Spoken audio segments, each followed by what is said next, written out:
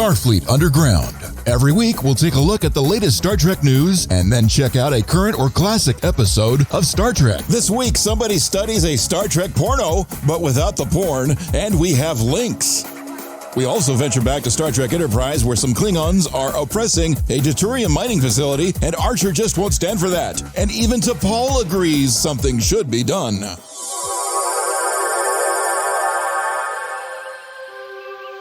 So that's why there's sand everywhere. No, sand does not make deuterium, and we don't need deuterium. Could you get 007, could you please get all that sand up? We don't really need all of that sand. What do you mean you use it in Heather's room because she's not there? No, she's not there. She's on an away mission. So she should be back. Oh, there she is. She's in comms range now. I heard that. And I am pissed because sand does not get out of anything. It gets everywhere, and if it's in my bed sheets, I'm going to kill those little bastards. How much sand did they... Apparently... Oh, that much sand. Oh. A lot. They thought that it could make deuterium, and they wanted to do a surprise for Chief. Oh. I'm going to kill him. They meant well. I'm going to kill him. Yeah, it's not fun. Oh, okay. Well, at least they're not as crazy as they normally are. Well, fortunately, they have built-in vacuums because they are, vacuums too. And how would you know that? Because they run around and vacuum. What are you using the vacuum for? Oh, I thought it was because... Well, I don't. My door is closed. I thought you said because they suck. And one of them sounds like a fucking lawnmower when he turns it on. So hopefully he won't interrupt us today. Okay, thank you for everybody joining. First off, I should have get the warning ahead of time, but the warning's on the show notes. It's on our splash page and everything else, and you should be old enough to at least read. But however, even if you're old enough to read, if you're under age 18, you're not old enough to listen to our show. So please stop listening, turn it off right now. And if you're over the age of 18 and you're easily offended by sexual innuendos and outos, Patrick innuendo. Yeah, thank you. So if you're offended by those, or just downright sexual, by the inability to speak words and all kinds of stuff, that too. Yes, because we sometimes really go off the rail, and so you're hearing unfiltered, the crew and everybody else. This is not your grandpa's Star Trek. This show's being brought to you by Section 31, as well as our Patreon users. Not users because they don't use it. Well, yeah, then again, they did use us one time in the convention. So one time in the Star Trek convention. And at EdCap? Yeah, that was interesting. I still have like marks on my leg from that. Oh my. But we're here, and we're going to go ahead and first off, we got the full crew. We have Heather is in her shuttle-craft heading back from an away mission. So hi, I'm Heather Ferris. I'm the science officer, and I am gone for just a couple days, and they already screw up my room and put, sand. I mean, you literally cannot get that out of anything. It gets stuck everywhere. No matter how much you clean, you still find more sand. Well, I'm going to try to get all of the sand out. Either that. Or just blow some beach balls and throw them in. Yeah, make it fun. Or you can get a whole new room. I want a new room. We're open up like the portals on the side and close that corridor down and expose that whole hallway in your room to the vacuum space, which should suck everything out. That might work, actually. Including all your stuff. So I hope you're not attached to anything. You can just replicate it. Yeah, that's true. And we have our most amazing computer person as well as your liaison. He's been up nonstop upgrading all of our computer systems on the ship. Apparently a new patch came down and there was a little bit of an issue with it. So he's been addressing it. And that's my number one. I've been undressing it too. So hi, I'm Patrick. I'm number one. I'm the computer guy and the foreign species liaison. And I'm tired, man. Just really tired. The most important thing, did you fix the computer voice for stop sounding like a Packlet? I know, make it go. Because that shit wasn't fun. I'm on the bridge and I'm saying like, warp 9. And it's like, going warp 9. Warp 9 now. I did not like fast. Yeah. I tried to cook dinner and I got a red alarm. Red alarm. Well, anytime you cook, you get a red alarm. Yeah, that's true. And please, so I know I'm hoping you fix it because the intruder alert was not fun. It's going, stranger danger, stranger danger. So thank you for all the effort you took to make our voice back normal. And speaking of our normal voice, we also have our chief engineer. Hi, everybody. I'm Rocky. I'm the engineer of the show and the ship, and the cloaking systems are working correctly because some fucking idiot pointed a giant space telescope in our direction. We had to cloak right away, although it takes how many millions of years to get from here to there, lighting-wise? Yeah. I was wondering what that was. Yeah. And it didn't help with the fucking computer update because as soon as you cloak this broadcast, you can't see us now. You can't see us now. It's like, what the fuck? So, yeah. Oh, we need to change that. Yeah, but thankfully, Patrick's been up almost nonstop adjusting all of that. So thank you, number one. Mm-hmm. Really, really appreciate it. Okay. I know you're pulling double duty, but I'm going to have to ask you anyway there. Do we have any corrections? Let me check subspace. I don't think so, but you never know what might slip in the last minute. That's what she said. Or he. Well, she wouldn't have known if it was you. Oh, ouch. We are flawless. Outstanding. Okay. While you're away on your away mission there, Heather, did you come across any news? I captain. God, I did that 2 weeks in a row. I captain. So here's why I was thinking about number one. I think he might have slipped something into the shuttle because I'm going through all of the files and everything, and I noticed one of the files, and so I played it. Okay. It's a XXX porn parody of Star Trek. Now, if you guys don't know what I'm talking about, Just forward it. I'll take a look. You can find the link in the show notes below. This is a cracked.com article. They did a whole article saying one of the best Star Trek stories ever told was a porno. So, of course, I had to read this. And they have a link to YouTube where you can watch the porno film with all of the porn shots cut out. So they get up right to the point where they start kissing or, the music starts and you get the boop, boop, boop, boop, and then it cuts.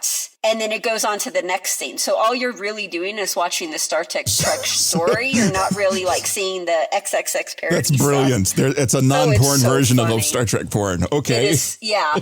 So I watched that. It's actually a pretty damn good story. The story isn't bad, and the characters, they do a pretty good job with the characters. And I was actually oh my God, this is actually good. I enjoyed it. It was weird. And it was funny, but it wasn't funny in we're trying to be funny. We're a comedy. It was more we're funny as in it's trauma and it's so bad that it's hilarious. That type of funny. It was traumatizing. Yes. Yes, that is so perfect. So if you guys want to watch it, the link is in the show notes. Like I said, Crack did the whole article and everything on it. And it is just something to watch if you have nothing else to do. Oh, and by the way, so the couples, you have to put this in there. The couples that fucked are number one and Troy, Data and Tasha. Tasha actually comes back to life, and it's pretty interesting. Worf and a really cute ensign. LaForge and a hologram woman. Wonder why. And then Picard. Yeah, and then the very last one was Picard and Beverly. Oh, okay. So it's like fan films. Yeah, it's a total fan film, totally fan film, but they actually did a good job with it. Well, I didn't see the porno part of it, but the rest of it was good. Sure. I saw the YouTube part, the YouTube version. Sure. Wink, wink, nudge, nudge. That's why she was late this morning getting back in her shuttle to come back to the ship. I was late because I was changing the hot dog filter to a bath filter, and then it ended up guys liked that way too much, so I had to change it back. Well, because you were using the hot dog filter while you were watching the porno. That makes sense. Oh, jeez. That explains the emails I got. Okay, so Patrick, could you reactivate that filter, please? Sure. Yeah, I don't like it raining hot dogs in the email section. It's raining hot dogs. Hallelujah. It's raining hot dogs. That's what he says. Oh, yeah. So what do you have for news for us there, number one? Well, you know how Kate Mulgrew had been talking about possibly returning to a live action Star Trek? Well, apparently she's been talking to the rest of her Voyager cast members about it as well. And this is a quote, says, "We're always talking. I mean, my great friends are Robert Picardo and John Delancey. We're always touching down and crossing paths. And when we do talk about Star Trek, all of us are just so amazed that it is constantly reinventing itself. I think the fact only speaks to its sort of undying virtues. I know Jerry loves doing Picard, and I know that all of us would love to continue, and when the opportunity presents itself, we'll always do more Star Trek." So there's a possibility that we may be getting some live action Voyager, redub coming out. That would be interesting. I'd like to see that. I think this is super cool because these people are realizing that their careers are not entirely over as far as Star Trek is concerned. There's a huge fan base. They know there's a huge fan base, but then somebody else put up a show with the Picard guy in it and realized, oh, look at those numbers. Oh, this might actually be, we should be able to do stuff with it. How, you guys interested in this? Oh, I'm interested in this. Yeah, sure. Well, it's funny because here she is, Janeway. She is on Prodigy as the voice of the captain and the hologram. And in one of the interviews that she gave, she specifically said, I don't want to go and do makeup and go and do it like in real life. I like doing it in my pajamas, just doing the voice. And I guess she has so much fun and enjoyed it so much. She's like, okay, I'll go back in and do the makeup and everything. I mean, you got to look at these actors, they like to play as in character. They like to be in character. And if they can do it with their friends in front of a camera and get paid for it still after all these decades, why not? Exactly. I'm all for it. I have to agree. Even if Janeway's just sitting there, back at a starbase doing paperwork. I mean, I will watch that. I do hope that they bring Neelix back because I really like Neelix. Neelix was cool.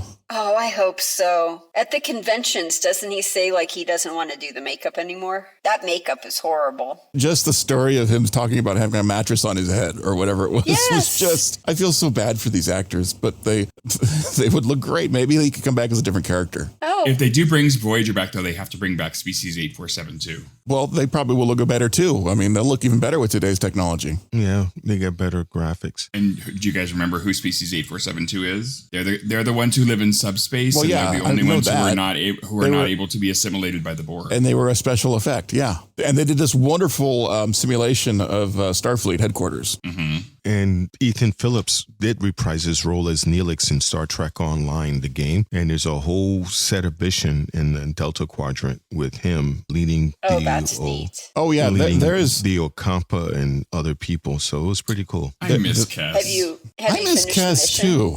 Yeah, unfortunately, she went nuts. Have you finished the mission? Yeah, I finished everything. I played all the games in Star Trek Online. I've stopped playing for a while, but yeah, I was living in that universe. I have so many ships, it's not even funny. Thank you for that update. I guess now we're going to move on to, unless you had any more news, that was your news, number one? Yep. Okay, Chief. Okay, so I went down and researched for some news here, and I found that there are lots of Emmy nominations for Star Trek. The second season of Star Trek Picard picked up not one, not two, not three. They picked up 4 nominations. One for outstanding period and or character makeup. That's a non-prosthetic. One for outstanding prosthetic makeup. One for outstanding sound editing for a comedy or drama series that's a 1 hour. And outstanding fantasy sci-fi costumes, which that's just Star Trek normally. So good good on them. I'm glad you finished that first one, the Emmy nod for period costumes, because if you just left it without the font, I was like, wait a minute, what? Outstanding period, what? You get your mind out of the gutter. It lives there. I can't help it. Yeah. There's no period that's outstanding, I guarantee you. Probably not. I wouldn't mention that at all. And the very first season of Star Trek Strange New Worlds, you may have just seen it. It picked up a nomination for Outstanding Sound Editing, also for comedy and or drama series in 1 hour. And the Emmys, set your calendars, it's in September. Ooh. Also, there is a such thing as an outstanding period, especially if a person's nervous and they miss theirs and they think they're pregnant and it comes. And that's a good thing. Then it's outstanding. That's outstanding. It showed up finally. Oh God. Okay, that's a good point. That's a really, really good point. I stand corrected. You got red in your ledger. It's Oh, jeez. it's all comedy timing right there.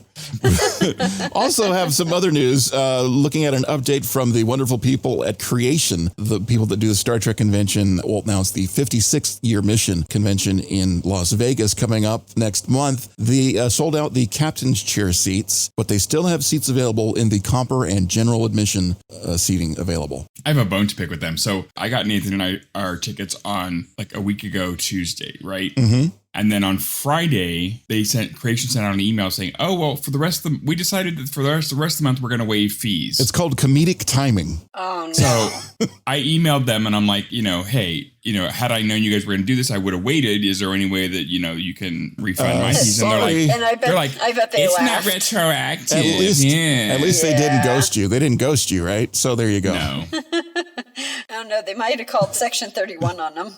Let's see. The entire convention, if you're going to go for the copper seats, they're still $359, and general admission is $269. And if you go for the single days, the preferred single day, which means you get an assigned seat, is $90, and the general admission, which means you just fight it out for whatever chair you like in the back, are $70. That's what the pricing looks like. But yeah, this is going to be fun because it's going to be interesting too, because it's not in the reel like it normally is. So you're going to see all those Trekkies wondering where the fuck everything is. What?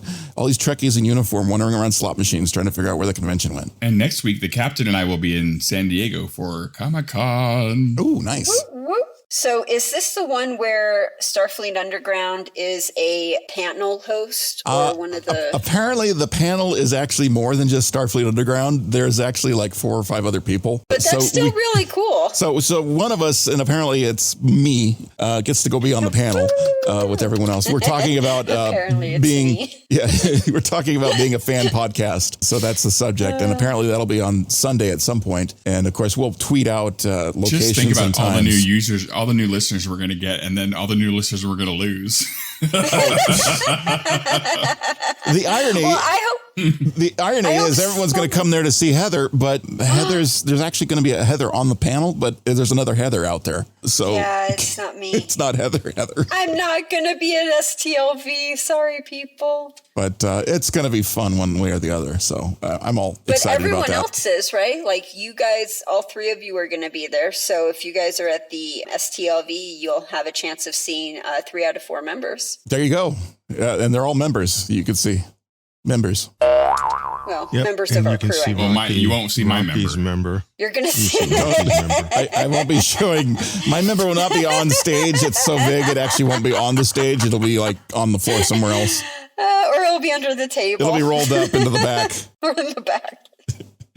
That's about all of my news. I also wanted to mention Starfleet Underground officially because I purchased a Blu-ray for a fundraiser, or one of those crowdfunding projects. I purchased the Blu-ray for the In Search of Tomorrow documentary, and instead of putting my name on there, I put Starfleet Underground. So we're actually in the credits of this thing. Oh, wow. This is an awesome documentary. It's 5 hours long, and it literally goes year by year through the decade of the 80s. So from 1980 on through the whole thing, and is just talking about the big sci-fi movies from those years. And it's fucking cool. Oh, speaking of which, I just watched this just came to my mind. Do you guys know who the angry video game nerd is? Your mom? No. Oh, dude. I love this guy. I've been watching him for over a decade now. He just did a video on the worst movies ever. If you guys want to see a really horrible, horrible movie, like the worst movie ever in the history of movies. Blair Witch Project. Wavelength. 1967 Wavelength. Ooh, it's 1967. Oh my goodness. And this, it's really horrible. So it's one room and they zoom in on the room. And that's all the movie is 45 minutes of zooming in on this room. And there's a beeping sound that gets louder and louder and louder and more annoying until at the end of the movie, you're like covering your ears. It's so horrible. And only 2 things happen in the entire movie. In the 17-minute section, someone dies Like he just falls on the floor and dies, and you have no idea like what happened or what's going on, but he just dies. And then in the 30-minute mark, someone comes in and calls the police and like notifies them that someone just died. Okay. That's it. I'll make That's sure movie. I don't see. So anyway, if you wanted to see some really good movies, go watch the In Search of Tomorrow documentary, and you can go check out creatorvc.com. They're apparently going to have a flash sale coming up really soon. And you can go get because they're not selling it through like regular stores. This is all like crowdfunded stuff. They're an entire company based on doing movies that are crowdfunded. And they also did, there's like a three different movies, In Search of Darkness, which is same sort of thing, but for horror movies. And next year, they're going to do a movie called Aliens Expanded, which is literally on the movie Aliens, just an entire documentary on aliens. Cool. Hey, speaking of like things like that, documentaries, have you guys ever seen True Terror with George Takei? It's on AMC. Oh, yeah. Okay. Yeah, it's like 6 episodes, and they go through like the Curse of the HMS Terror, the Devil's Footprints, the Mothman, the Severed Feet in Washington, the Ken Cross incident. Yeah, it was. They're all like 6-minute episodes. Where is that? They're like it's on AMC. AMC. Yeah, it wasn't like in like super long or anything or in depth, but it was kind of cute. And he was like, "This is true terror." George Takei's cute, period. That would be just worth watching just for George Takei. Yeah. Exactly. Yeah. So anyway, that was that. That was it. Cool. My news is a little different for today. On June 13th was Sir Patrick Stewart's birthday. So we're going to reach out from the show a happy birthday to Sir Patrick Stewart. He turns to the most young age of 82 years old. For those of you that are good in math. June or July?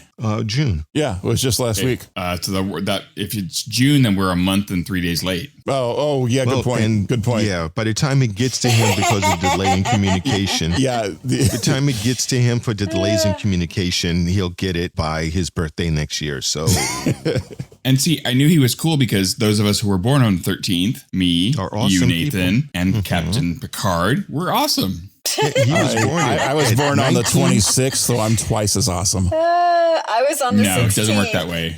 Doesn't work that way. I'm like 3 steps above you guys. Which is divisible by 3. So divisible by 3. So that means you're always sweet 16. And Patrick Stewart's birthday is not in June. It's in July. Yeah, minor misspeak. Sorry, Captain, you misspoke. I'm sorry. Yes, I did. That's why you're doing corrections. So that being said, it was his birthday. He was born 1940 in Millfield out in Warwickshire, England. So he had a mom, Gladys, and his dad was Alfred. Unfortunately, his dad where was he born? His dad was Alfred, Batman's servant? Really?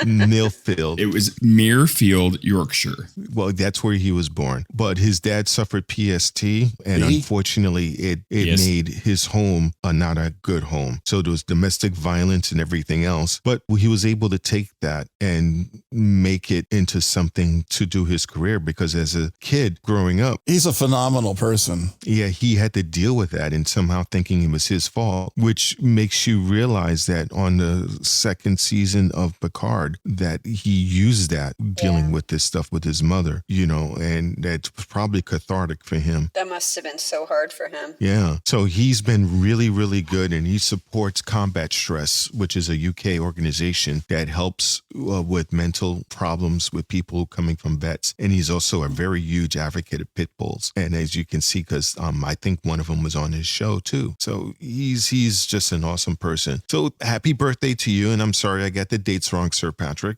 And don't hold that against me when we meet again. But yeah. I can see that. Oh, you were the one that got my date wrong. Yeah. How the fuck do you do that? I'm Sir Patrick Stewart. Like, yeah, I'm sorry, sir. Okay.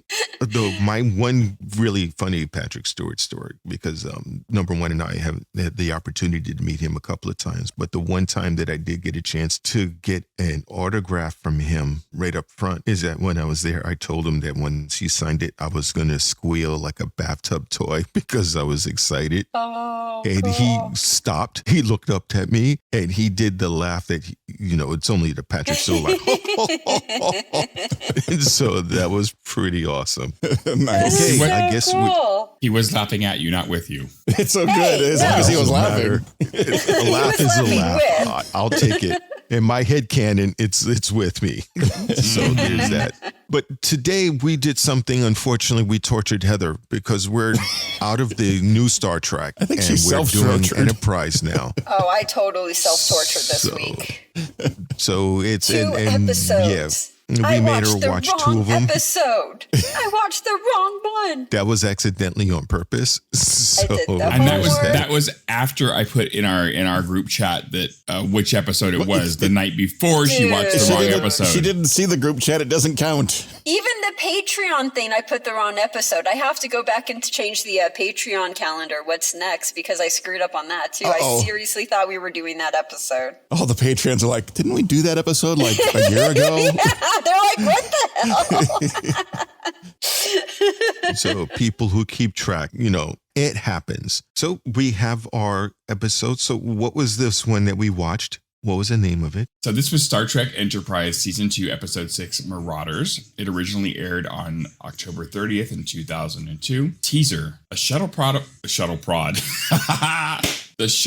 approaches the mining colony where the colonists are hard at work. That's the teaser. It's pretty accurate. That's it. I like the shuttle prod better. That makes a better teaser.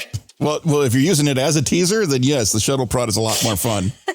That's on the XXX Parody one. I really enjoyed this wide shot, this beautiful outdoor set they built. And apparently this was rare because they said it was like one of the biggest sets they've ever built for Enterprise. Wow. And they literally were like only on it for a minute. Nothing Well, no, happened. they spent a lot of time on this episode though out there. It was like a big outdoor shoot. I kind of, got to think this was a lot of fun to shoot because they're not stuck in a stuffy studio. I gotcha. It was probably more fun to shoot than it was to watch. Someone took this term short and sweet a little bit too much to heart with this one. Like this teaser, it was very short and sweet. I'm sorry, but after last week's, episode of This was Strange New definitely World, took a which I little gave rebound. it a 10, this was like a 4. Oh, easily. At least you didn't spend a night in sick bay. Like maximum 4 probably. So Yeah. the funny thing about it is when this was brand new, apparently it was watched by 5.6 million viewers, which was the second highest audience for this in the season behind the previous episode, which was the number 1. So Night in Sick Bay was the most watched episode of season 2 of Enterprise. And then this was second most followed or second most watched. So is that when Enterprise started going downhill as far as, Well, everybody fell asleep for like 2 weeks. Yeah, and they're like, we don't want to watch this again. And then the ratings started falling. It's a shame because not so long after this episode, Enterprise does, like I said, starts getting better towards the end of the season, and next season it starts to really hit its marks. But with this one, I know we're going more in depth on the show, but it was they borrowed from the Seven Samurai and they borrowed the show from the Magnificent Seven. And if you didn't recognize those, then you recognize that scene in the Three Amigos where they came in and saved the little town from El Guapo. Mm-hmm. Same kind of thing. Guapo. Everybody borrowed it from all of that. So yeah, it was a little bit borrowed. It's a borrowed idea. I kind of thought it was still fun though. I enjoyed it. Yeah, I got stuff to say when we get there. I don't want to jump ahead because Patrick did a lot of work on this. I for some reason was noticing the color of I guess that technically that is the next section. Okay, next section. Yeah, so go ahead. Act 1. Archer, T'Pol, and Tucker exit the shuttle, hoping to make a trade for some deuterium. The colonists are unwilling to trade. Tessic says they are keeping the reserve for someone else, and they want Enterprise to leave immediately. By offering to fix the broke deuterium pumps and giving them some power cells and medical supplies, they can have some more deuterium. Kel sneaks aboard the shuttle where Tucker finds him and explains about the shuttle's capabilities and offers to take him for a ride if he gets permission. Despite the deuterium riches, the colony is actually poor, which makes Archer suspicious. Ellis is taken to meet Phlox on Enterprise to get medical supplies. Phlox is surprised that they don't have even the most basic items. She requests some unusual items to treat plasma burns, but explains it away calmly. It appears to Phlox that something else is bothering her. Travis detects a ship coming out of Wharf. Out of Wharf. What now? He's in this episode? Oh my goodness. My. He was a young Worf. It was after eating some of Heather's food. It came out of Wharf. Oh dear. Oh. So let me redo that one. So Travis detects a ship coming out of Warp Oh no, it's the Klingons. Dun dun dun. Pum pum. Pro tip for any adult out there: don't go eat up Heather's to food. a kid. Don't go up to a kid and offer to take him for a ride. It will not look good at all. Do not do it. Hey kid, you want to ride? I'll let you drive. Hey. You can push the buttons. I'll take you for a ride. Want to fly my ship? Come here and fly my ship. Have you ever seen a grown man naked, Tim? Yes. Have you ever been in circus prison? How do you like your coffee? I was speaking of colored outfits. At least that's what I was trying to do in the other section. Was I was just noticing T'Pol was wearing a different colored outfit than everybody. I'm realizing that this entire show, she's been wearing a different uniform the entire time, but she's got different outfits for different things. In this episode, She's wearing Nurse Chapel's outfit. she's got Nurse Chapel's outfit on. Yeah, it looked pretty good on her though. I did not notice that. Well, they did it for her because we're in a desert and we need something to show off her ass more. Well, she was very Less. reflective in that outfit, so she could use her as a lighting instrument. So let's go ahead She could and use do her it. as a bounce card. I guess the logic is that the planet's hot, so white will reflect all the heat. So maybe, Oh, there you go. That's the thing. Who knows? I liked what T'Pol said, where she said, we're here to trade with them, not judge their living conditions. She might be eye candy, but I love what she says, and I love her character, and I love, she's, no wonder why all the freaking guys on the ship have, a crush on her. I don't have a crush on Trip, her. She's the You only do. one. Captain. Oh, you mean the guys on that ship? Okay, not this ship. The guys on that ship. Oh, No, I'm not sorry. this ship. Oh, yeah. This ship, Well, we have she- other tastes. She's a strong, intelligent woman. and Yeah, that makes her nothing wrong with very, that. That's a good Very thing. attractive. Yeah. I mean, unless you like guys, Well, then she's just a bitch. Is that what it is? Oh. I didn't say that. I didn't say that either. So Trip basically has 2 days to fix something he's never seen before. Is that accurate? No, Hey. 4 days. 4 days. Yeah, something 4 like days. that. Yeah, it was like, oh yeah, engineer job. It was like, you're an engineer, you can fix that, right? Well, I've never pumped deuterium before. What's that? Oh, you'll figure it out. Yeah, and you Pumped got a lot 2 of other days to things, do but it. just not deuterium. It's a pump. Reminds One me- pump, one thing. One pumps the other. All pumps are universal, Reminds me of a commercial that I saw they used to have on TV. You might remember this, Rocky. Where's the beef? Number one. No, it's about this. It was an audio. Well, no, it was actually on TV where the guy comes in and he goes, "Hey, do you know how to fix my car's transmission?" And it's like a foreign car. And he goes, "Hey, Rocky, have you ever fixed a foreign transmission before?" And the guy walks over to him with the grease rag, looks at it and goes, "I watched a guy fix a Japanese transmission once." And he goes, "It's yours." Oh my God. It is kind of like that. Have you ever seen this before, Trip? Nope. Oh, but I'll fix it. It's like, okay. Yeah, I'll figure it out. They got a manual, right? I'll take a look at the manual and figure it out. That's the way I look at it. How about the scene in sickbay where they're shopping for medical supplies and she's picking up whatchamacallit, something for plasma burns and Is that next section? no, that's this section. And okay. stimulators and shock kits. And I'm like, oh, that's kinky. But I didn't write, it was something stimulators and something shock. It was actually medical. And I didn't write down the medical words. Because I thought it was more fun that way. The plasma burns. Yeah, was one of them. there's certain things that go on in a deuterium pumping, mining location, and they don't normally need things for plasma burns and all these stimulators, and Which they were just getting for if the Klingons shoot at them. Yeah, apparently they were- But she didn't want to tell that to Phlox. all that fancy medical supplies are for more like battle conditions, and like, wow, that's a heavy load of medicinal, things. Well, as soon as she left, Phlox called the captain and was like, you should know this. Well, I also like that he was offering some osmotic eel like he normally does to everybody. And there was an interesting note that in this episode, the osmotic eel was a she, but in previous episodes, apparently it was a he. It was a he. Wasn't it a It's starfish? It looked starfishish, didn't it? No, it's Yeah. gender fluid. It changes gender when it wants. Well, some frogs can change sex in a one sex environment, so that's how they made the dinosaurs in Jurassic Park. I was just thinking that. You hit the nail on it. I was just thinking that. I like that when it was in use, you didn't have to feed it as much because it kind of just leached off of the host it was working on. Yeah. I thought that was kind of cool. Took a little snack. Snack. Okay, I guess we can go to the next one. Okay. I mean, we could sit here and argue over power cells, but that's what Archer did. So yeah.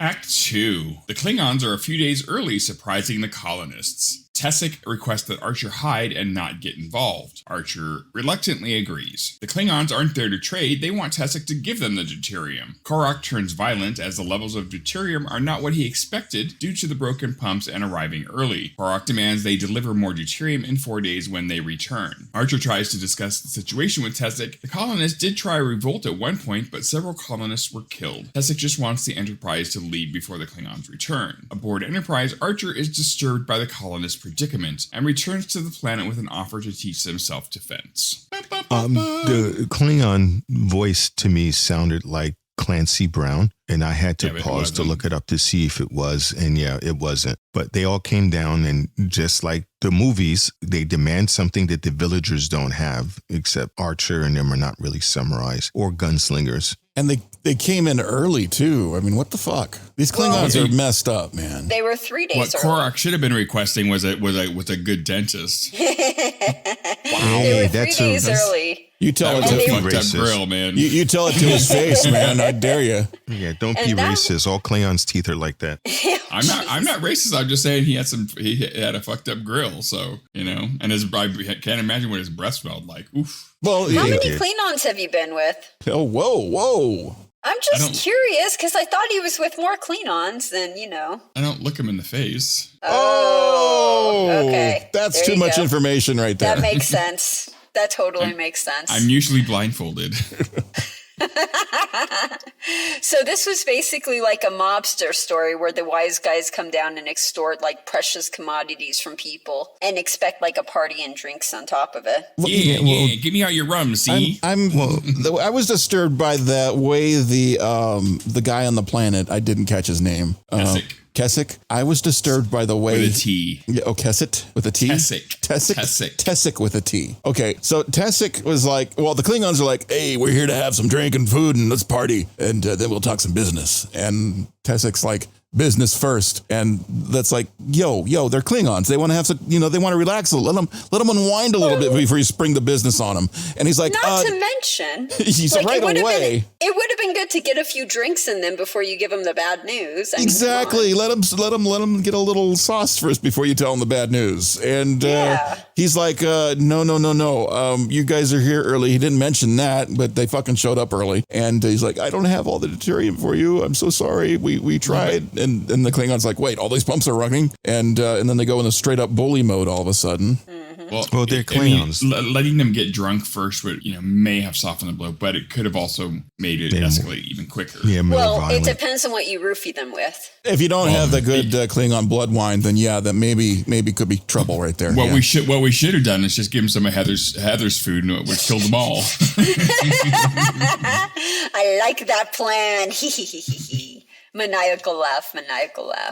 And then we see that Archer, because they get the deuterium, they leave the Klingons there. Basically the Klingons like, we're going to come back and you better have our shit. And Archer's like, okay, we got our stuff. Let's DD Mao out of here. And then he has an attack of conscience, which is like, we just can't leave these people here under the mercy of them. But he's such a dick when he does it. And he's like the way he just sort of attacks to Poland. She's like, I agree with you. Why are you being a dick to me? He's like, well, you wore white and I can't sleep with you. Yeah, there you go. That's it. So it's like, I feel uncomfortable because HR rules, I can't touch you. But however, he finally decides, you know what? We need to do something. And it's like, well, what happened to the Prime Directive? What happened to, well, no, the Prime Directive wouldn't apply in this case. They're just looking for business. They're just trying to, Yeah. Yeah, it doesn't quite, they're not like, running out to go, here, have a bunch of weapons and kick those Klingons' ass. They didn't do that. They said, we need to help these people. They gave them an equivalent of a 3-day self-defense class and thought that was enough. I've had a semester of self-defense class. It's not good enough. The next section, and then we have Trip to come down and pass out Mambla's ALF pamphlets. So what?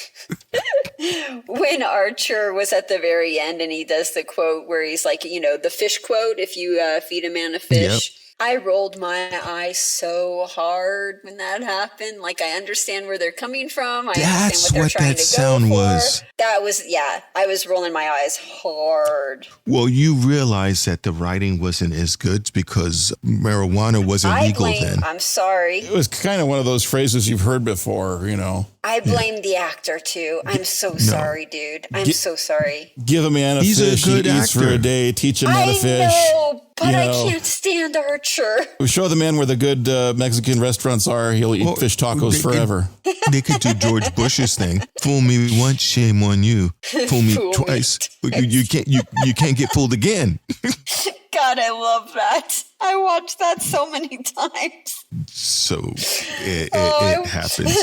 If it was between Bush and Trump, please give me Bush any day of the week. Yeah, I would have to agree. I'm not a Bush fan. But he was better. Yeah, you're more of a Rod fan. You're only a Bush fan if there's a hot dog there. I like the band. The band's pretty good. Yeah. Rodman. You like Rodman.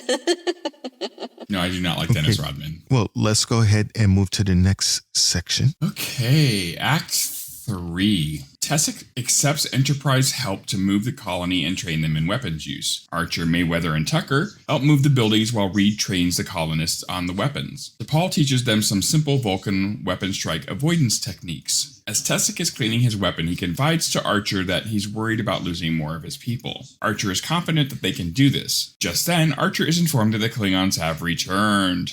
Okay, this is the part I was waiting to voice my displeasure in it. Well, first, I thought it was really cool that Hoshi showed them how to shoot because you had Reed, who's supposed to be the armory military expert, and Hoshi is giving them pointers, which I thought was nice because she's like the translator comms person and she's showing them how to shoot, which I thought that was a nice part of it. However, I like that she was once the student, but now she's the teacher. I think that was fucking cool. Yes. I like the look she gives him when she's done. Yeah, I do like that part a lot. However, the part that I found problem with was the ducking and evading. I'm telling you, if you're going to fight with me and your ass decides to roll on the ground to get out of the way, you're going to get fucked up. It's just as simple as that. And as soon as you hit the ground, your ass is done. Done. I will lean back and I will kick you into next week. It'll look good on camera, but then you'll get kicked in the next week. No. In a real fight, in a real street fight, any movement that's wasted will get your ass hurt. So no fancy kicks, no leaping around, no doing, short and sweet. And this whole thing about methodical, like the clans are always going to attack the same way. It's like duck to the left, duck to the right, roll, duck to the left, duck to the right, roll. You'd be better learning wax on and wax off. I mean, jeez. They should have taught him wax on and wax off. Mr. Miyagi. Yeah, so I was really bothered by that one part there. I'm sorry. Go ahead, number one. I just said Mr. Miyagi. Yeah, but Mr. Miyagi, the application was better. And he got his car waxed. Yeah, this dunk under left, dunk under. What happened if he decided not to do that? Just do a straight up the middle attack while your ass is going down. Well, now your head's getting bumped on the pike of the bat lift, and you're done. You're done. You're done. I prefer to walk soft and carry a big stick or something like that, Yes. Isn't that the member you throw over your shoulder? I cannot not confirm nor deny. Yeah. There was a thing that I tried to do. I might have told this story before when I was younger and there was a big fight in my neighborhood and two people grab me, one person on one arm and the other person at the other arm. And the person in front was going to work me over, just like typical thing you see in the movies. So he's going to punch me and everything, and he's hitting me in the stomach. And I decided I'm going to do like they do in the movies. So I'm going to jump up, kick the guy that's hitting me, and then stretch my arms together and knock these two guys together on the ground, and I will get away. That's my logic. I jump up in the air. The two people holding me let go. I body slam on the ground, knocking all the air out of my lungs. And I rolled into, I had just enough strength to roll into a little ball as they proceeded to try their best to kick the shit out of me while I was on the ground. No. It was only that one of my friends showed up, and since he was like 6'4" and all muscle, chased him away. Oh, jeez. So yeah, that's when my mind realized that shit don't work in real life.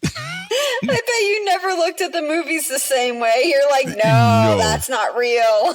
It's like when the actor that plays James T. Kirk learned about his kung fu, or Kirk-Fu. Kirk-Fu does not work quite well in real life. No, it does not. Maybe it works good with a stunt double. Maybe it looks great on screen, but no, that gets your ass kicked pretty quick if you have to try it in real life. Yeah. Did he try it in real life? Apparently there was an instance where he did. So the actor who played Kirk did a Kirk thing and got his ass kicked. Shatner did Kirk-Fu at some point, and it did not work the way he wanted it to. Oh my God. It does not. That shit on TV is just for TV. It's just, then I learned more stuff, of course, once I got in the service and everything else. But yeah, doesn't work. Wow. Does not work, and unfortunately not everything they teach you when you're in boot camp works either, because people don't stand still while you're doing your moves. That's true. I was wondering about the target practice the guy was doing at first. It wasn't just a finger on the trigger tensing thing. It was, he had no use of the force because he was shooting at that thing. It was floating around, Luke Skywalker, within the first couple of days figured out how to beat that thing. This guy's shooting at it, and missing it left and right. Was he acting like a stormtrooper? I mean, yeah, that's essentially what he was. I mean, you could see Hoshi doing it, and Hoshi's strong with the force, apparently, because she could hit that thing right away. She was doing a good job. It bugged me that they only had a few days of training to do everything as well as move the entire city. And I don't think you would have been able to do all that. Who was moving the city? Everyone left behind that couldn't fight was moving the city. I'm like, wow, that's a lot of people to move this fucking city around and disguise it in 3 days. That's a lot of work to do. And they're all up on the starship. I'm like, oh no, they had the set extras do it because, they had all these extras hired to fill the set. So why not have them pick up the set and move it? Yeah. It's called acting for the scene. It's like, we'll save a ton of money on set hands. And they did use Anthony Montgomery as eye candy for women. I thought that was he was in his wife beater shirt and with the he was looking good. He was like, I don't want to hurt. You're not gonna hurt me. It's like, no, I'm just worried about myself. Yeah, he was worried about getting his ass kicked by the Vulcan chick. Yeah. That was so funny. I thought that was nice. Yeah, but he's still in great shape whenever you come across him. Oh man, I saw him on the Shuttle Pod show where they, of course, I get all the actors' names mixed up. Connor and Trenier. Connor Trenier and the Malcolm. But his actor's name. Oh yeah. Fuck, okay. I'm so sorry, dude. But we're not trying to do this on purpose. No, it's natural. The moment you need it, it's not there. We'll get an email. But he was on their show and he looked just as good, if not better than what he looked like on the show today. Yeah, he does. Yeah, he's looking good. And those guys, if you get a chance to go to the conventions and hang out with these guys, I mean, they put on these wonderful parties. They're so nice. Yeah, they're really nice. Yeah, they are. You go up to their tables and like all of them are sweethearts and they'll talk to you and they're just so freaking cool. They don't have some actors, when you talk to them, they have that air of like, I'm better than you and I'm doing you a favor of giving you my time for like 2 minutes. You don't get that feeling with them at all. They're just like, hey, I'm here, you're here. They're down to earth. They're very genuine. So freaking cool. Yeah, they're cool. Yeah. Okay, so one thing, because I want to ask the Marine on the show about the shooting tips that Trip had with the kid. He's like, shooting a person is different than shooting a lizard. Lizards don't shoot back. And I understand lizards don't shoot back, but you got to think about this. I don't know of how big in the head this, inside a kid's head does it revolve, because, when you realize you're taking somebody else's life, now I've lived a certain amount of years now, I kind of realize what level of crazy that is. And even if it is somebody who really deserves it, you still think about it for a moment morally. This is kind of crazy. Yeah. And you don't want this kid to be living with that and doing with that. And I thought that was kind of interesting that he's Dick. Make sure your kid's probably the best shot out of all of them because he's playing video games. He's playing video games. He could probably, he nails lizards all the time. He's probably the best shot of the whole place. But he's like, no, we need you to stick back and hide. There's no shame in hiding, Taking a life is something that's huge. Most people, as well as pilots and everything else, the only way they can do it is by dehumanizing the target. You can't think of them as being a person, because when you do think of them as being a person, the implication of that hits you. And the only movie that I saw that really kind of touched on it really well, and that's why I got to give him credit, is Clint Eastwood in Unforgiven, when that kid that pretended to be a badass gunslinger and he finally killed somebody, and it really knocked him for a loop. And Clint Eastwood told him, killing a man is a powerful thing. You take away everything he was, you take everything away he is and everything he's gonna be. And when you out there and you hit a target, you take a life, that will haunt you, the look on their face and everything else, unless you can dehumanize the target. Pilots have told me is that they don't think of them as people. They think of them in like a video game, and the distance is so far away that you don't really get the impact in the aftermath. Yeah, they don't get to look at him in the face. That's really horrible. Yeah, it's pretty wild. That's really fucking horrible. And it's the things we do in the name of defense, do it. Yeah. That's why you get some people who come back and it really affects them. American Sniper tapped on it once. When you are forced to have to shoot women and children, that stays with you. And you got to push it way down, unless you're psycho crazy like that guy in Full Metal Jacket, Well, not Full Metal Jacket. What was it in Apocalypse Now? And it's like, how can you shoot women and children? Easy. You just don't lead them as much. Lead them as much. Yeah. Yeah. Oh man. So that was that Full Metal Jacket? Which is unfortunate. But yeah, I can't remember which one that was now. I thought it was I don't think it was Full Metal Jacket. It was what was it was. Wasn't that on there? Animal Other doing that? Yeah, it was Full Metal Jacket. Yeah. Yep. When they were taking him to when in the chopper and Joker. Yeah. Yeah, when Joker was taken. Into the chopper. Anyway, this was a really big, heavy thing that made me think about it bigger than the show for a moment, because the show was, it was like, I've seen this kind of thing before. I'm having fun watching it, but, we've seen the story before, just in a different planet, Well, and it's also like you said, the Seven Samurai and stuff, there was always a little kid or a girl in each one of those stories that somebody gets enamored with. You remember in Magnificent Seven, there was a little boy that hung around, the little kids that hung around Charles Bronson's character? Sure. You don't remember? I'm trying to remember. That's okay. Let's go on. I got to rewatch it because the remake probably spoiled it for me. Oh, that's right. They had the remake too, which wasn't horrible, but it was okay. No, with Chris Pratt and Denzel Washington. Yeah. That's right. I was talking about the one with Yul Brynner. The original. Yeah. Okay. I guess we can continue on, unless you have something else to add. Nope. Okay. Act 4. The Klingons return to an empty colony. Korak calls out, and the colonists draw him towards a tripwire. Reed starts a firefight from the hills. The Klingons realize the colonists are all hiding in the hills and start moving towards them. Archer and Reed must change the approach vector of the Klingons and lead them towards the trap. Once the Klingons step in the trap, they spring the field of fire on them and blocking the Klingons from retreating. Tessic approaches the Klingons and demands that they beam back to their ship and not return, as the colonists will be ready for them the next time. Korak says their deuterium is not fit for a garbage scow and beams back to his ship. Tessic gives the Enterprise more deuterium than originally agreed upon in reward for their help. I thought this was kind of funny because, first off, it was a showdown like in all those other movies we had just mentioned multiple times during this show. But this time, nobody really dies. All in the other movies and stuff, people die. But of course, they're Enterprise crew, so they got to be back next week. They got contracts. Yeah. But it shows that the Klingons were being basically bully punks. Exactly. These are the punkiest Klingons I've ever seen. They have no fucking honor at all. Fuck these guys. Serious? I highly doubt the Klingons would give up something so valuable so easily. If anything, they don't tell you that after the show, when Enterprise left, the Klingons stuck back in the middle of the night and slaughtered the whole colony. Exactly. I'm surprised how stupid these Klingons were, because when they beamed down, didn't anybody notice the fucking coordinates were different? Hey. That's a good point. Hey, the whole place moved over so many feet. This is weird. Yeah. Okay, that's strange. Let's just beam down anyway, the same place we normally do, even though it moved like so many, kilograms over that way. Right, because they're using like coordinates, GPS coordinates. I mean, it's like, hello.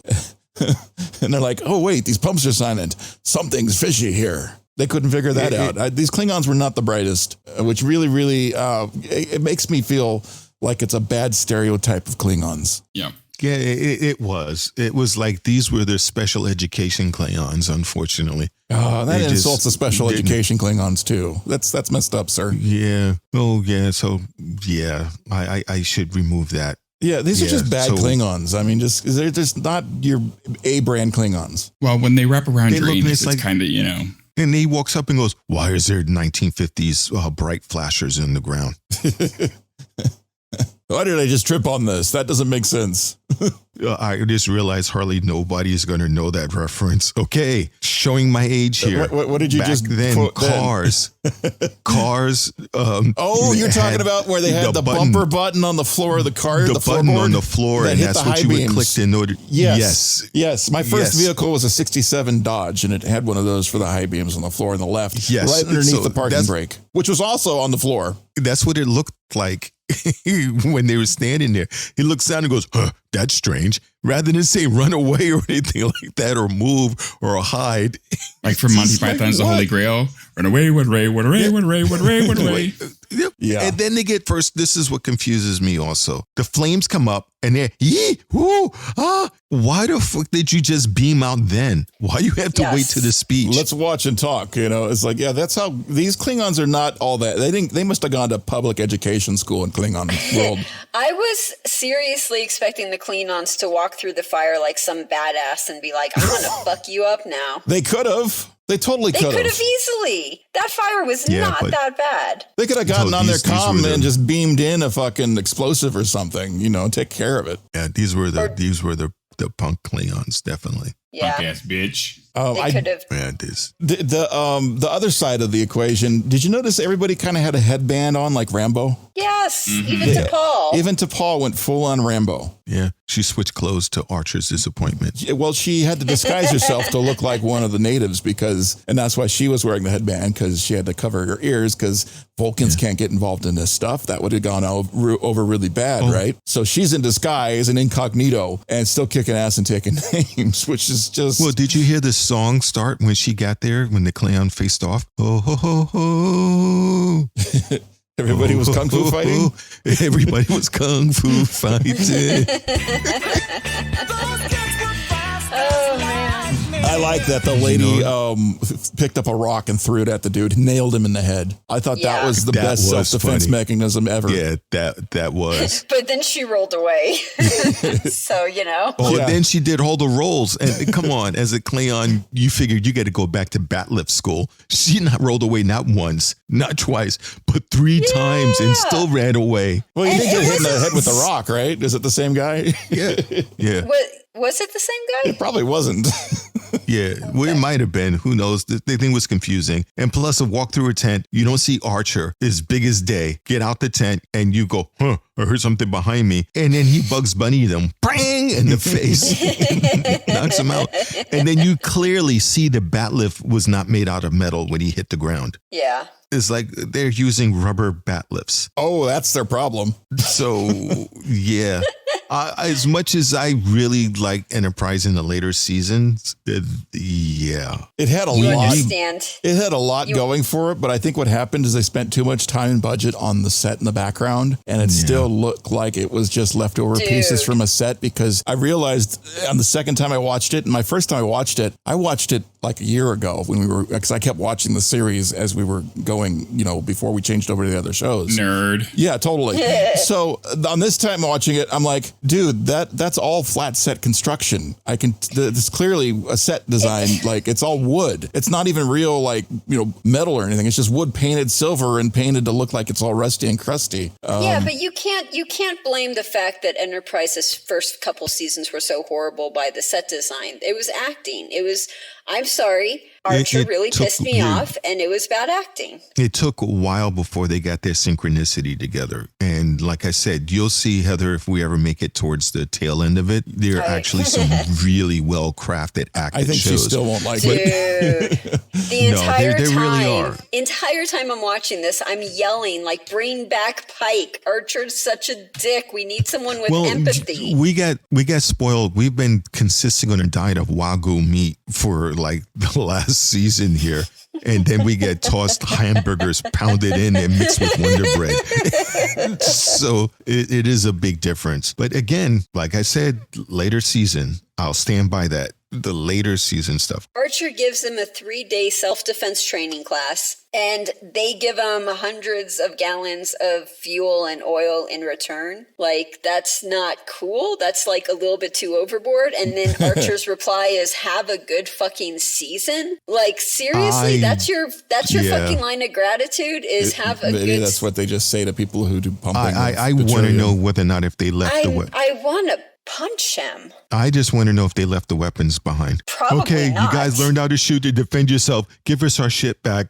Go back to throwing rocks. No, that was all their weapons. That wasn't the Enterprise weaponry. That was all their weapons. They had all that. Was it? Yeah, it was all their stuff. I must have missed that part. Yeah. Did they It was add probably weapons one of into my- the trade? No, they didn't add any weapons. They were That not was adding theirs? weapons. That was all their stuff. Teach them how to That was their self-defense with stuff? their own stuff. Yeah. I must have missed that during my heavy eye rolls in size. Yes. This is how you turn the safety off. I got to admit though, I'm still backing Archer on this one. I like that he was there to be a good guy because these people were getting fucked over by the Klingons royally, and somebody's got to stand up for these poor people. And I'm glad Archer did it. I'm just worried that the second they turn the corner around the block, the Klingons are going to come back in, and you're right, just fucking vaporize the place and take the deuterium. You know, bring some slaves into taking care of the deuterium. You know, bring someone else in. Exactly. Well, the thing I really, again, on the strength, because the actors, I will say, Jolene Bachlock has moved on to do other films. Nothing as big as her Laylock. role that was on Enterprise. Yeah, and as a person, oh my God, I'm blanking on his name, Archer. Scott Bakula. Oh, Thank okay. you. Is that the actor's name? He's Sorry, like, Scott. if you see, I'm sorry. he's a really good actor. And if you notice that on the shows, he's on one of those NCIS shows, and it's been on for like ever. NCIS New Orleans, but it's over now. Yeah, and he's been on forever because he's a really good actor. But I think that has to do also with the writing and how he might have felt Archer is as an officer. Yeah. And he really, again, doesn't come into his own until the later season. When he was able to be tinged on revenge for the Xindi, that's when it's really started picking up. But when it hit its stride, Oh, God. So we They get killed it. Archer, but we get like vengeful Archer. no, but A little bit over the top, but it settles down a little toward it. Yeah, it does. It does. And then you But also, I think once they finish with the Xindi, it gets better. That's when it starts to pick up. And that's, Yeah, I'm just I agree. hitting that part now. So going back to watching this is like a little, I wonder how Heather will deal with watching the rest of the season. Lower decks. Yeah, because we then they need started- you.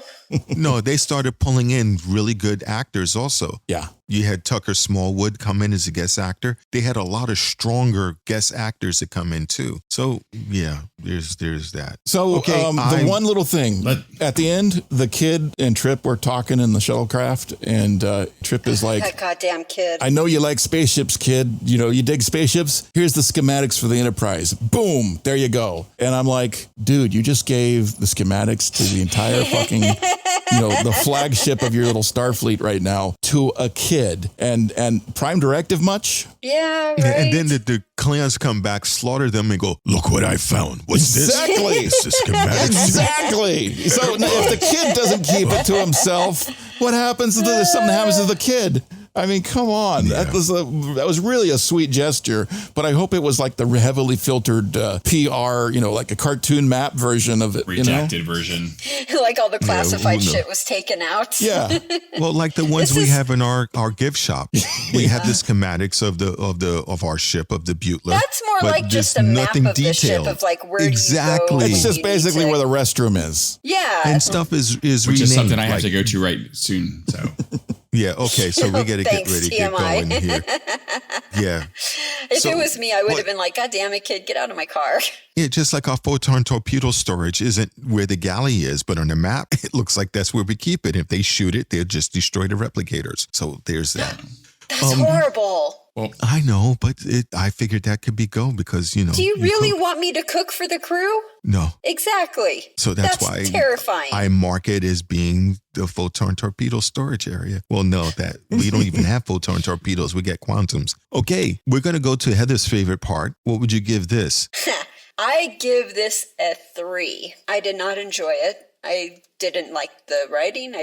Archer pisses me off, and I am seriously jonesing for some lower decks. And how about you, number one? I mean, after last week, it's maybe a 4. It was, it was very short. There wasn't a whole lot to it. It just was, kind of blah. So, and you, Chief? I think I want to give it, and I give high ratings for Star Trek because it's still Star Trek, but I think this one's like a 7.5. I mean, I enjoyed it. I appreciate what they're doing. It's a classic story that's been told several times over, and sometimes that's fun for Star Trek. Sometimes it's like, meh. And I think this episode was more of a, but that's where I'm at. I'm going to give this one, I think, a 5 just because T'Pol wore white. Stupid. She did look very good in this T'Pol episode. looked great in this episode. I'm sorry. Yeah. I'm not usually one to call that out, but she was looking pretty nice. She did. really And I good. like the strength, like Heather said, the strength of the female characters. I love the fact that Hoshi was teaching marksmanship. I love how strong T'Pol was also teaching hand-to-hand combat, pseudo combat. And but still the just medical Yep. person, and I think she was the same one that was throwing the rock, right? Yep. And I like I the think fact so. that she was the I one love that they were the badass. Yeah, she was the one that was the real badass about it. And the guys, even though they learned how to shoot, they weren't shooting to hurt or kill the Klingons, which I thought that was the whole damn purpose. Not even stunned. They didn't pass the target practice. No, so other than that, yeah. Okay, unfortunately, we're going to be continuing to torture Heather. So, number one, what's next week's episode? Yeah, so I don't do the wrong one this time. Next week's episode is, let's see, off the top of my head, I don't remember, but it is the 7th, which is funny because it's the 7th episode. Oh, So 7th maybe episode. that's Okay. again, I really think the writers weren't allowed to get high then. So that's That makes more sense. really, they didn't start getting better until later on. So everybody, thank you for this chop up show. You may or may not listen to it, depends upon if you're a fan of Enterprise, but hopefully you listen because of our witty back and forth. We'll be back next week, probably at a different location. If you hear this and you're in San Diego, number one and I will be at Comic-Con on the mezzanine level at a fan table. MZ04. Yes, MZ04. Look for the USS Navarus table, the 1701st. We'll be there. We will be representing the USS Navarus as well as the fleet. So come by, say hi. Take some and selfies. We may even have a gift we may even have a gift or two for people who mention that they watched this show or listened to it. So I know, Lana, we'll see you because you're always a real loyal friend of the show. So thank you so much for doing that. Please continue to send us email at thecollective@starfleetunderground.com. You can find all of our show notes and everything at starfleetunderground.com. All the links, pictures of the crew, as well as our past guests and our memorial section for people that have gone. Don't mean to get We misty-eyed. miss you, Fred. We've had some really good people, and Fred was a founding member. So thank you, everybody. Please, there's a heat wave from what I understand during that time and period on Earth. So be careful out there, and please just don't have a great week, but make it so. And if you can, support the show by going to patreon.com/Starfleet Underground. Lots of perks to choose from, and you might even like some of them. Starfleet Underground, beaming into a podcast feed near you. Log on to our website at starfleetunderground.com and send your comments and questions to thecollective@starfleetunderground.com. Follow us on Twitter at StarfleetUnderG and on Facebook and Instagram, we're Starfleet Underground.